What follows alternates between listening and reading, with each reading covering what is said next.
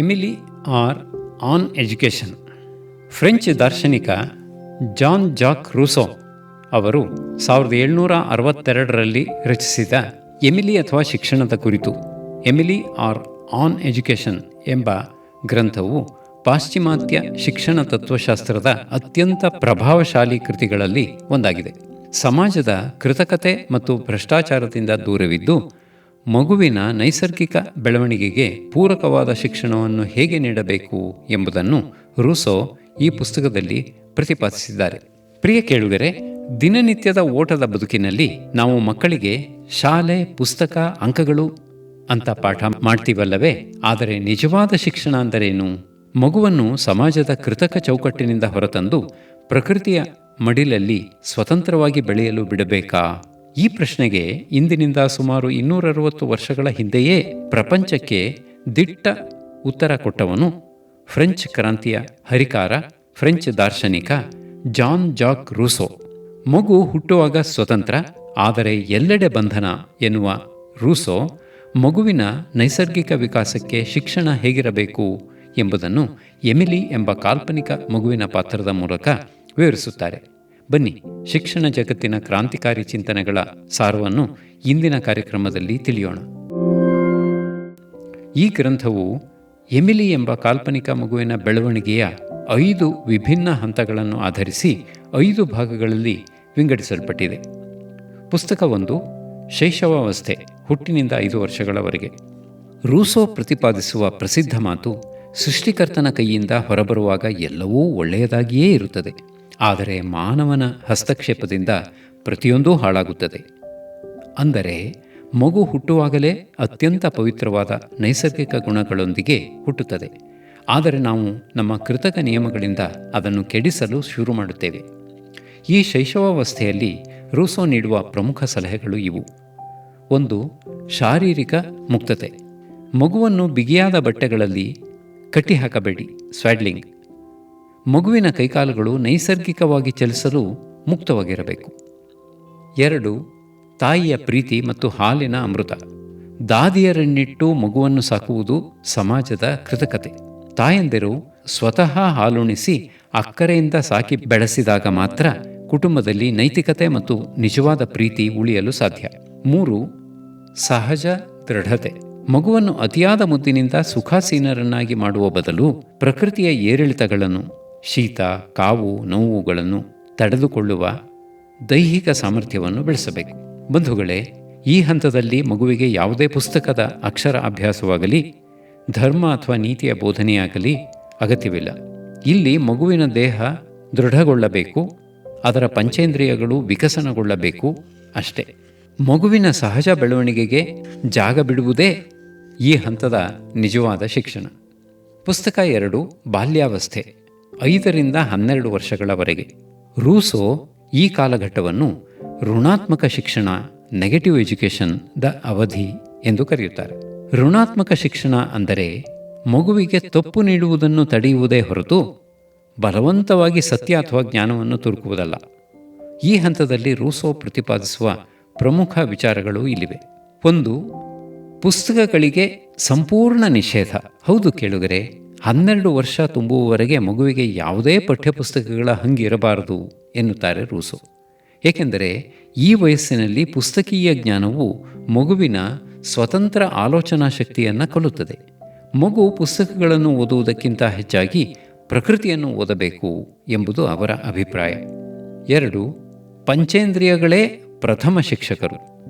ಮಗು ತನ್ನ ಕಣ್ಣಿನಿಂದ ನೋಡಿ, ಕಿವಿಯಿಂದ ಕೇಳಿ, ಕೈಯಿಂದ ಸ್ಪರ್ಶಿಸಿ, ಸ್ವತಃ ಅನುಭವಿಸಿ ಕಲಿಯಬೇಕು.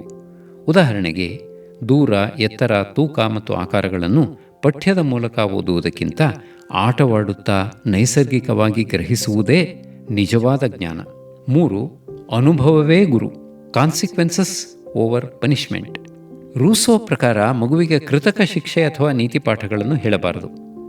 ಮಗು ಕಿಟಕಿಯ ಗಾಜನ್ನು ಒಡೆದರೆ ಅದನ್ನು ಬೈಯುವ ಬದಲು ಗಾಳಿ ಬಂದು ಚಳಿಯಾಗುವ ಅನುಭವವನ್ನು ಮಗುವೇ ಎದುರಿಸಲಿ. ತನ್ನ ತಪ್ಪಿನ ನೈಸರ್ಗಿಕ ಪರಿಣಾಮದಿಂದಲೇ ಮಗು ಸರಿಯಾದ ಪಾಠ ಕಲಿಯುತ್ತದೆ. 4. ದೈಹಿಕ ಮತ್ತು ಮಾನಸಿಕ ಸ್ವಾತಂತ್ರ್ಯ. ಮಗುವನ್ನು ಸದಾ ಮೈದಾನದಲ್ಲಿ ಪ್ರಕೃತಿಯ ಮಡಿಲಲ್ಲಿ ಓಡಾಡಲು ಬಿಡಿ. ದೇಹ ದೃಢವಾದಷ್ಟೂ ಬುದ್ಧಿ ಚುರುಕಾಗುತ್ತದೆ.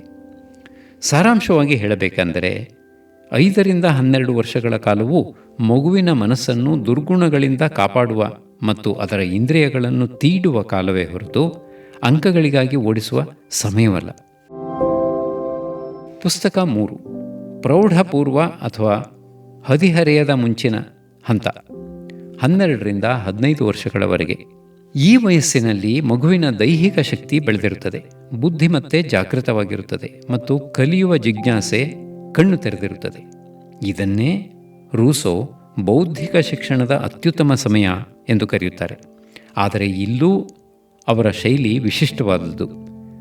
ಈ ಹಂತದ ಪ್ರಮುಖ ವಿಷಯಗಳು ಇವು. 1. ಪ್ರಾಯೋಗಿಕ ವಿಜ್ಞಾನ ಮತ್ತು ಭೂಗೋಳ. ರೂಸೋ ಎಮಿಲಿಗೆ ವಿಜ್ಞಾನ ಮತ್ತು ಭೂಗೋಳವನ್ನು ಕೊಠಡಿಯ ಒಳಗಡೆ ನಕ್ಷೆಗಳನ್ನು ತೋರಿಸಿ ಕಲ್ಪನೆಯಲ್ಲಿ ಕಲಿಸುವುದಿಲ್ಲ. ಬದಲಿಗೆ ಕಾಡಿನಲ್ಲಿ ದಾರಿ ತಪ್ಪಿದಾಗ ಸೂರ್ಯನ ಚಲನೆ ಮತ್ತು ದಿಕ್ಸೂಚಿಯನ್ನು ಬಳಸಿ ದಾರಿ ಹುಡುಕುವ ಪ್ರಾಯೋಗಿಕ ಸನ್ನಿವೇಶ ಸೃಷ್ಟಿಸುತ್ತಾರೆ. ಅನುಭವದಿಂದ ಬಂದ ಜ್ಞಾನ ಎಂದಿಗೂ ಮರೆಯುವುದಿಲ್ಲ ಎನ್ನುವುದು ಅವರ ವಾದ. 2. ಅನುಮತಿಸಿದ ಏಕೈಕ ಪುಸ್ತಕ ರಾಬಿನ್ಸನ್ ಕ್ರೂಸೋ. ಹೌದು, ಈ ವಯಸ್ಸಿನವರೆಗೆ ಯಾವುದೇ ಪುಸ್ತಕವನ್ನು ಮುಟ್ಟದ ಎಮಿಲಿಗೆ ರೂಸೋ ಓದಲು ಕೊಡುವ ಏಕೈಕ ಕೃತಿ ಡೇನಿಯಲ್ ಡಿಫೋ ಅವರ ರಾಬಿನ್ಸನ್ ಕ್ರೂಸೋ.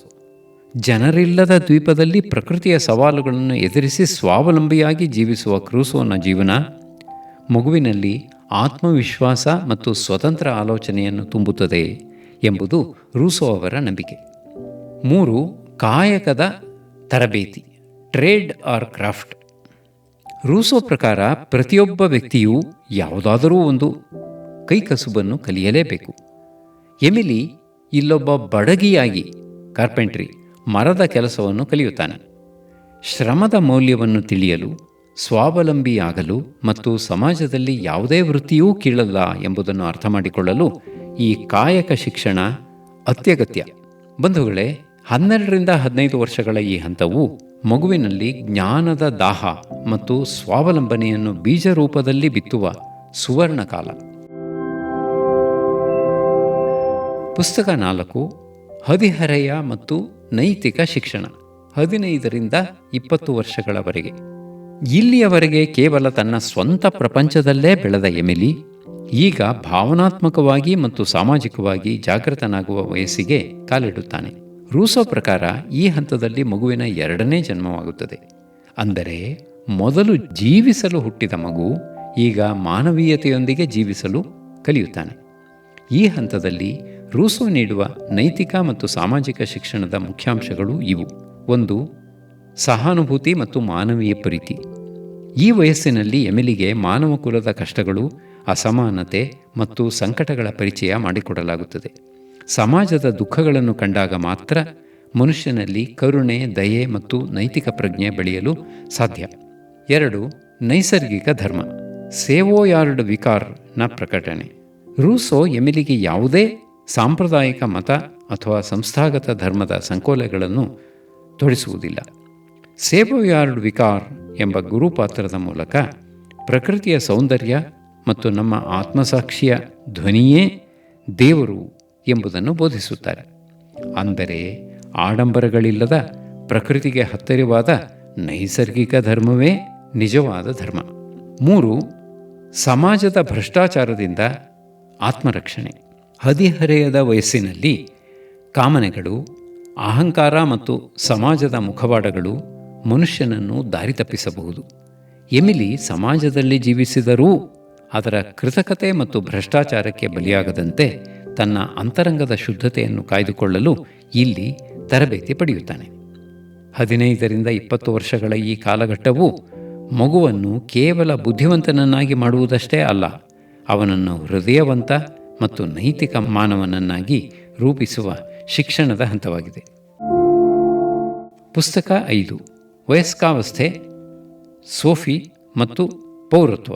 ಇಲ್ಲಿಯವರೆಗೆ ನಿಸರ್ಗದ ಮಡಿಲಲ್ಲಿ ಸರಿಯಾದ ಶಿಕ್ಷಣದೊಂದಿಗೆ ಬೆಳೆದು ದೊಡ್ಡವನಾದ ಎಮಿಲಿ ಈಗ ಸಮಾಜದಲ್ಲಿ ಒಬ್ಬ ಪೂರ್ಣ ಪ್ರಮಾಣದ ಪ್ರಜೆಯಾಗಿ, ಕುಟುಂಬಸ್ಥನಾಗಿ ಬಾಳಲು ಸಿದ್ಧನಾಗುತ್ತಾನೆ. ಈ ಭಾಗದ ಮುಖ್ಯಾಂಶಗಳು ಇವು. ಒಂದು, ಸೋಫಿ ಮತ್ತು ಆದರ್ಶ ಜೀವನ ಸಂಗಾತಿ. ಎಮಿಲಿಯ ಜೀವನದ ಪರಿಪೂರ್ಣತೆಗಾಗಿ ರೂಸೋ ಸೋಫಿ ಎಂಬ ಆದರ್ಶ ಸ್ತ್ರೀ ಪಾತ್ರವನ್ನು ಪರಿಚಯಿಸುತ್ತಾರೆ. ಎಮಿಲಿ ಮತ್ತು ಸೋಫಿಯರ ಭೇಟಿ, ಪ್ರೀತಿ ಮತ್ತು ಮದುವೆ ಈ ಅಧ್ಯಾಯದ ಪ್ರಮುಖ ಭಾಗ. 2, ಸ್ತ್ರೀ ಶಿಕ್ಷಣದ ಕುರಿತು ರೂಸೋ ವಿಚಾರ. ರೂಸೋ ಅವರ ಪ್ರಕಾರ ಗಂಡು ಮತ್ತು ಹೆಣ್ಣಿನ ನೈಸರ್ಗಿಕ ಗುಣಗಳು ಮತ್ತು ಕರ್ತವ್ಯಗಳು ಬೇರೆ ಬೇರೆ. ಸೋಫಿಯ ಶಿಕ್ಷಣವು ಗೃಹಕೃತ್ಯ, ಕುಟುಂಬದ ನಿರ್ವಹಣೆ, ಪ್ರೀತಿ ಮತ್ತು ಸಹಾನುಭೂತಿಯನ್ನು ಆಧರಿಸಿರಬೇಕು. ಹೆಣ್ಣು ಕುಟುಂಬದ ಬೆನ್ನೆಲುಬಾಗಿ ಪುರುಷನಿಗೆ ಪೂರಕವಾಗಿರಬೇಕು ಎಂಬುದು ಅವರ ವಾದ. ಇದು ಆಧುನಿಕ ಕಾಲದಲ್ಲಿ ಸೀಮಿತ ಹಾಗೂ ಟೀಕೆಗೆ ಒಳಗಾದ ವಿಚಾರವಾದರೂ ಆ ಕಾಲದ ಸಮಾಜದ ಪ್ರತಿಫಲನವಾಗಿತ್ತು. 3, ದೇಶಾಟನೆ ಮತ್ತು ರಾಜಕೀಯ ಜ್ಞಾನ. Travel and politics. ಮದುವೆಗೆ ಮುಂಚಿತವಾಗಿ ಎಮಿಲಿ ವಿವಿಧ ದೇಶಗಳಿಗೆ ಪ್ರವಾಸ ಮಾಡುತ್ತಾನೆ. ಅಲ್ಲಿನ ಸರ್ಕಾರಗಳು, ಕಾನೂನುಗಳು, ರಾಜಕೀಯ ಪದ್ಧತಿಗಳು ಮತ್ತು ಸಮಾಜಗಳನ್ನು ಹತ್ತಿರದಿಂದ ಅಧ್ಯಯನ ಮಾಡುತ್ತಾನೆ. ಇದರಿಂದ ಅವನಿಗೆ ಒಬ್ಬ ಜವಾಬ್ದಾರಿಯುತ ಪ್ರಜೆಗೆ ಬೇಕಾದ ರಾಜಕೀಯ ಪರಿಪಕ್ವತೆ ಸಿಗುತ್ತದೆ. 4, ಪೂರ್ಣ ಪ್ರಮಾಣದ ಪೌರತ್ವ. ಅಂತಿಮವಾಗಿ ಎಮಿಲಿ ತನ್ನ ಹುಟ್ಟೂರಿಗೆ ಹಿಂದಿರುಗಿ ಸೋಫಿಯೊಂದಿಗೆ ಸಂಸಾರ ಹೂಡುತ್ತಾನೆ.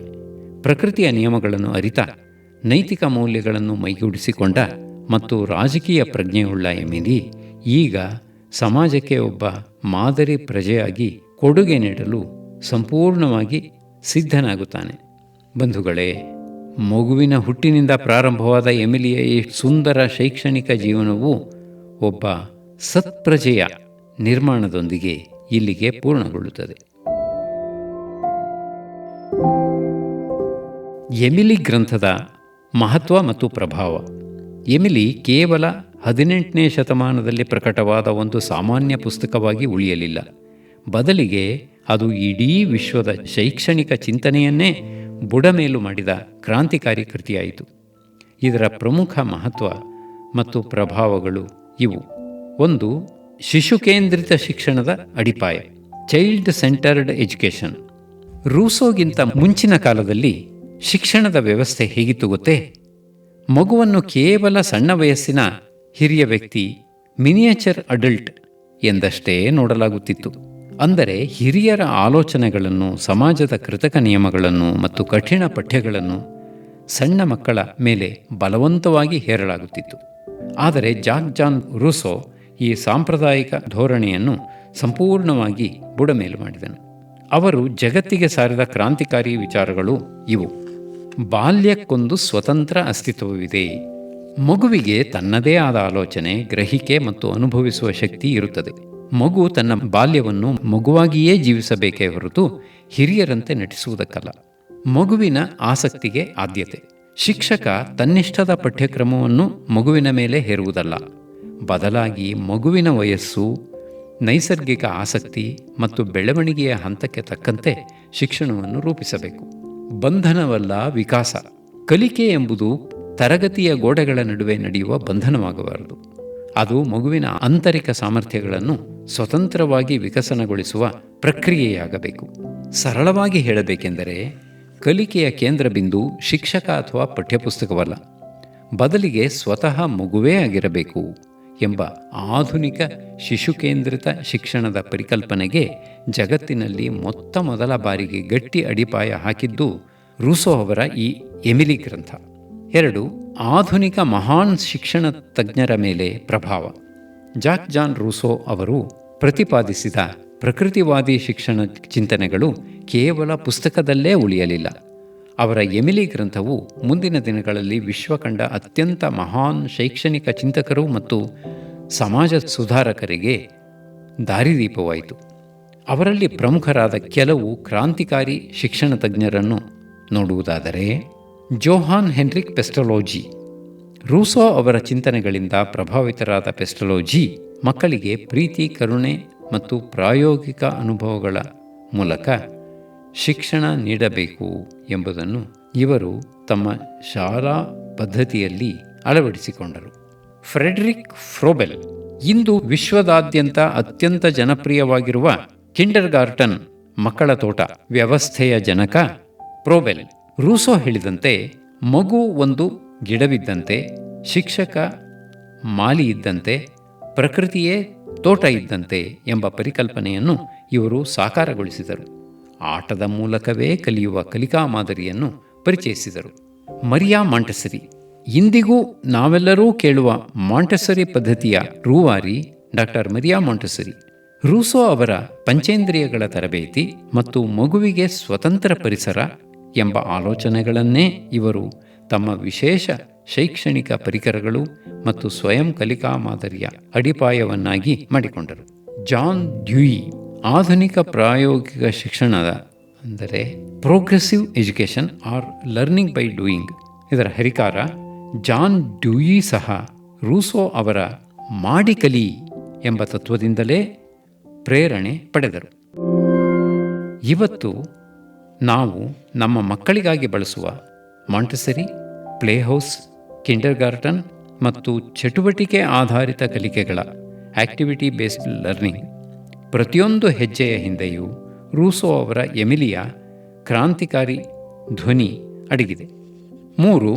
ಪುಸ್ತಕೀಯ ಚೌಕಟ್ಟಿನಿಂದ ಪ್ರಕೃತಿಯತ್ತ ಗಮನ. ರೂಸೋಗಿಂತ ಮುಂಚಿನ ಶೈಕ್ಷಣಿಕ ಜಗತ್ತು 4 ಗೋಡೆಗಳ ನಡುವೆ ಚೌಕಟ್ಟಿನ ಪಠ್ಯಪುಸ್ತಕಗಳು ಮತ್ತು ಕಂಠಪಾಠದ ಸುತ್ತಲೇ ಗಿರಿಕಿ ಹೊಡೆಯುತ್ತಿತ್ತು. ಆದರೆ ರೂಸೋ ಅಕ್ಷರಗಳನ್ನು ಓದುವುದಕ್ಕಿಂತ ಪ್ರಕೃತಿಯನ್ನು ಓದುವುದೇ ನಿಜವಾದ ಜ್ಞಾನ ಎಂದು ಸಾರಿದರು. ಈ ಅಂಶದ ಮುಖ್ಯ ಕಲ್ಪನೆಗಳು ಇವು. 1. ಪಠ್ಯಕ್ಕಿಂತ ಪ್ರತ್ಯಕ್ಷ ಅನುಭವ. ಪುಸ್ತಕಗಳು ಸಿದ್ಧಪಡಿಸಿದ ಸತ್ಯಗಳನ್ನು ತಲೆಯೊಳಗೆ ತುರುಕುತ್ತವೆ. ಆದರೆ ಪ್ರಕೃತಿಯು ಮಗುವಿಗೆ ಪ್ರತ್ಯಕ್ಷವಾಗಿ ಅನುಭವಿಸಿ ಕಲಿಯುವ ಅವಕಾಶ ನೀಡುತ್ತದೆ. ಗೋಡೆಗಳಿಲ್ಲದ ತರಗತಿ. ತರಗತಿಯ ಕೋಣೆಯಿಂದ ಹೊರಬಂದು ನದಿ, ಕಾಡು, ಬೆಟ್ಟ, ಸೂರ್ಯನ ಬೆಳಕು ಮತ್ತು ಕಾಲೋಚಿತ ಬದಲಾವಣೆಗಳನ್ನು ವೀಕ್ಷಿಸುವುದೇ ವಿಜ್ಞಾನ ಮತ್ತು ಭೂಗೋಳದ ನೈಜ ಪಾಠ ಎನ್ನುತ್ತಾರೆ ರೂಸೋ. ಸ್ವಯಂ ಶೋಧನೆ, ಸೆಲ್ಫ್ ಡಿಸ್ಕವರಿ. ಮಗುವಿಗೆ ಜ್ಞಾನವನ್ನು ನೀಡುವ ಬದಲು ಜ್ಞಾನವನ್ನು ತಾನೇ ಹುಡುಕಿಕೊಳ್ಳುವ ಕುತೂಹಲ ಮತ್ತು ಸಾಮರ್ಥ್ಯವನ್ನು ಬೆಳೆಸುವುದಕ್ಕೆ ಪ್ರಕೃತಿಗಿಂತ ದೊಡ್ಡ ಶಿಕ್ಷಕ ಇನ್ನೊಂದಿಲ್ಲ. ಕೇವಲ ಪುಸ್ತಕದ ಬದನೆಕಾಯಿ ಸಂತೆಗಾಗುವುದಿಲ್ಲ ಎನ್ನುವಂತೆ ಮಗುವಿನ ಮನಸ್ಸನ್ನು ಅಂಕಗಳ ಕೃತಕ ಚೌಕಟ್ಟಿನಿಂದ ಬಿಡಿಸಿ ಪ್ರಕೃತಿಯ ವಿಶಾಲ ಮಡಿಲಿಗೆ ಒಯ್ಯುವುದೇ ನೈಜ ಶಿಕ್ಷಣ ಎಂಬುದನ್ನು ಜಗತ್ತಿಗೆ ತೋರಿಸಿಕೊಟ್ಟದ್ದು ರೂಸೋ ಅವರ ಈ ಕ್ರಾಂತಿಕಾರಿ ಚಿಂತನೆ. ಕೇವಲ ಗೋಡೆಗಳ ನಡುವೆ ಕೂತು ಪರೀಕ್ಷೆಗಾಗಿ ಕಂಠಪಾಠ ಮಾಡುವ ಶಿಕ್ಷಣಕ್ಕಿಂತ ಪ್ರಕೃತಿಯ ಮಡಿಲಲ್ಲಿ ಪ್ರಾಯೋಗಿಕವಾಗಿ ಅನುಭವಿಸಿ ಕಲಿಯುವುದೇ ನಿಜವಾದ ಜ್ಞಾನ ಎಂಬ ಕಲ್ಪನೆಯನ್ನು ಇದು ಜಗತ್ತಿಗೆ ತಂದಿತು. 4. ಸಮಾಜ ಮತ್ತು ರಾಜಕೀಯದ ಮೇಲಿನ ಪ್ರಭಾವ. ಜಾಕ್ ಜಾನ್ ರೂಸೋ ಅವರ ಎಮಿಲಿ ಕೇವಲ ಶಾಲಾ ಶಿಕ್ಷಣದ ಮಾರ್ಗದರ್ಶಿಯಾಗಿ ಉಳಿಯಲಿಲ್ಲ. ಬದಲಿಗೆ ಅದು ಇಡೀ ಸಮಾಜದ ಕಟ್ಟುಪಾಡುಗಳು ಮತ್ತು ಆ ಕಾಲದ ರಾಜಕೀಯ ಧೋರಣೆಗಳನ್ನೇ ನಡುಗಿಸಿದ ಕ್ರಾಂತಿಕಾರಿ ಕಿಡಿಯಾಯಿತು. ಈ ಅಂಶದ ಮುಖ್ಯಾಂಶಗಳು ಇವು. ಚರ್ಚ್ ಮತ್ತು ಸರ್ಕಾರದ ಕೆಂಗಣ್ಣು. ಗ್ರಂಥದ 4ನೇ ಭಾಗದಲ್ಲಿ ರೂಸೋ ಪ್ರತಿಪಾದಿಸಿದ ನೈಸರ್ಗಿಕ ಧರ್ಮದ ವಿಚಾರಗಳು ಸಂಸ್ಥಾಗತ ಚರ್ಚ್ ಮತ್ತು ಧಾರ್ಮಿಕ ಚೌಕಟ್ಟುಗಳನ್ನು ನೇರವಾಗಿ ಪ್ರಶ್ನಿಸಿದವು. ಪರಿಣಾಮವಾಗಿ ಪ್ರಕಟವಾದ ತಕ್ಷಣವೇ ಪ್ಯಾರಿಸ್ ಮತ್ತು ಜಿನಿವಾಗಳಲ್ಲಿ ಎಮಿಲಿ ಗ್ರಂಥವನ್ನು ನಿಷೇಧಿಸಲಾಯಿತು ಮತ್ತು ಬಹಿರಂಗವಾಗಿ ಬೆಂಕಿಗೆ ಆಹುತಿ ಮಾಡಲಾಯಿತು. ರೂಸೋ ಅವರ ಬಂಧನಕ್ಕೂ ಆದೇಶ ಹೊರಬಿತ್ತು. ಫ್ರೆಂಚ್ ಕ್ರಾಂತಿಗೆ ವೈಚಾರಿಕ ಇಂಧನ. French revolution. ರೂಸೋ ಪ್ರತಿಪಾದಿಸಿದ ವ್ಯಕ್ತಿ ಸ್ವಾತಂತ್ರ್ಯ, ಸಮಾನತೆ ಮತ್ತು ಕೃತಕ ಸಮಾಜದ ಮೇಲಿನ ವಿರೋಧದ ಚಿಂತನೆಗಳು 1789ರ ಪ್ರಸಿದ್ಧ ಫ್ರೆಂಚ್ ಕ್ರಾಂತಿಗೆ ದಾರಿ ಮಾಡಿಕೊಟ್ಟವು. ಎಮಿಲಿಯಲ್ಲಿ ರೂಸೋ ನೀಡಿದ ಸ್ವಾತಂತ್ರ್ಯದ ಸಂದೇಶವು ಜಗತ್ತಿನಾದ್ಯಂತ ಪ್ರಜಾಪ್ರಭುತ್ವ ಮತ್ತು ಮಾನವ ಹಕ್ಕುಗಳ ಪರವಾದ ಹೋರಾಟಗಳಿಗೆ ದಾರಿದೀಪವಾಯಿತು. ಸ್ವತಂತ್ರ ಮತ್ತು ಸಮರ್ಥ ಪ್ರಜೆಯ ನಿರ್ಮಾಣ. ರಾಜಕೀಯವಾಗಿ ಒಂದು ಉತ್ತಮ ದೇಶ ಅಥವಾ ಸಮಾಜ ನಿರ್ಮಾಣವಾಗಬೇಕಾದರೆ ಮೊದಲು ಸ್ವತಂತ್ರವಾಗಿ ಆಲೋಚಿಸುವ, ನೈತಿಕ ಮೌಲ್ಯ ಇರುವ ಪ್ರಜೆಗಳನ್ನು ಬೆಳೆಸಬೇಕು ಎಂಬುದನ್ನು ಈ ಗ್ರಂಥ ಪ್ರತಿಪಾದಿಸಿತು. ಕೇವಲ ಆಜ್ಞಾಪಾಲನೆ ಮಾಡುವ ಪ್ರಜೆಗಳಿಗಿಂತ ಪ್ರಶ್ನಿಸುವ ಮತ್ತು ಧರ್ಮ ಪ್ರಜ್ಞೆಯುಳ್ಳ ನಾಗರಿಕರನ್ನು ಸೃಷ್ಟಿಸುವುದೇ ಶಿಕ್ಷಣದ ನಿಜವಾದ ರಾಜಕೀಯ ಉದ್ದೇಶ ಎಂಬುದನ್ನು ಜಗತ್ತಿಗೆ ಮನವರಿಕೆ ಮಾಡಿಕೊಟ್ಟಿತು. ಪುಸ್ತಕಗಳನ್ನು ಸುಡಬಹುದು, ಆದರೆ ವಿಚಾರಗಳನ್ನು ಅಳಿಸಲು ಸಾಧ್ಯವಿಲ್ಲ ಎಂಬುದಕ್ಕೆ ರೂಸೋ ಅವರ ಎಮಿಲಿ ಜೀವಂತ ಉದಾಹರಣೆ. ಶಿಕ್ಷಣದ ಮೂಲಕ ಇಡೀ ಸಮಾಜ ಮತ್ತು ರಾಜಕೀಯ ವ್ಯವಸ್ಥೆಯನ್ನೇ ಮರುರೂಪಿಸಬಹುದು ಎಂಬುದನ್ನು ತೋರಿಸಿಕೊಟ್ಟ ಕ್ರಾಂತಿಕಾರಿ ಕೃತಿ ಇದು. ಇದರಲ್ಲಿನ ಸ್ವಾತಂತ್ರ್ಯದ ಚಿಂತನೆಗಳು ಫ್ರೆಂಚ್ ಕ್ರಾಂತಿಗೆ ದೊಡ್ಡ ವೈಚಾರಿಕ ಶಕ್ತಿಯನ್ನು ನೀಡಿದವು.